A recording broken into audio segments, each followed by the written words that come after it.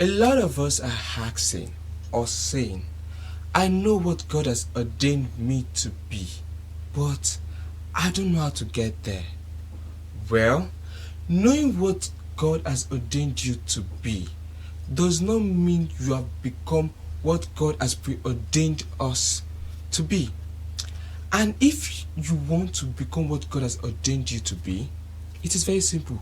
All you just have to do is to submit yourself to the various principle, transformative process to become what God has ordained you to be. Well, I'm not here to preach to you, but let's listen to this powerful sermon by Apostle Joshua Selman titled, When We Pray, the Wonders of Consistent Prayer. Don't go anywhere, I'll be right back. Something down here as an introduction, and I want you to listen. Knowing God's desire and ordination for your life is like receiving an admission letter. Just listen before you write. Knowing God's desire and his ordination for your life is like receiving an admission letter into a high institution of learning.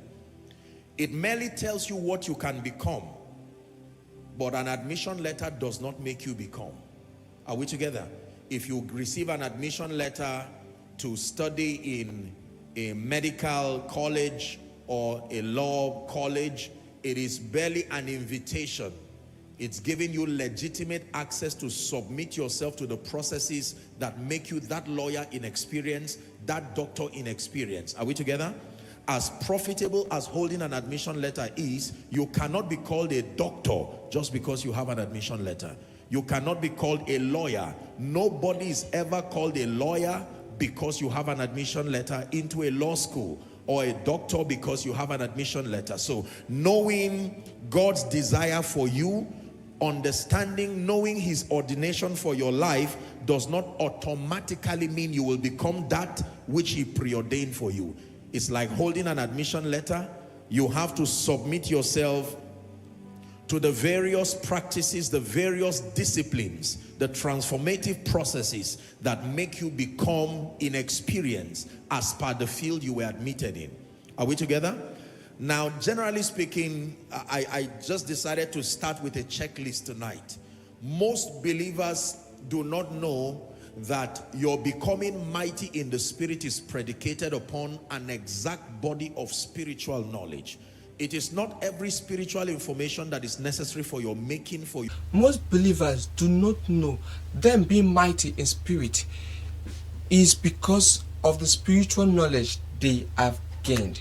And guess what? Not every spiritual information is beneficial to our growth or our upliftment. But the body's truth, which is required for us, if it's not found, then we'll be weak and also lack growth spiritually. Yes, that means to say, knowing God, knowing what God has ordained for us is not the problem, but working towards the ordination is the real issue. Well, to enjoy amazing content like this, please do subscribe to our YouTube channel, and if you like what we are doing here, click on the like button and also share your opinion on the comment box. And please do follow us on our social media handle, and on Instagram at official AmenRadio 1, on Twitter at AmenRadio 1, same thing with Telegram at AmenRadio 1, and on Facebook at AmenRadio. Go there to enjoy amazing contents like messages, music, trending news, and also entertainment gist waiting for your consumption. Goodbye and remain blessed.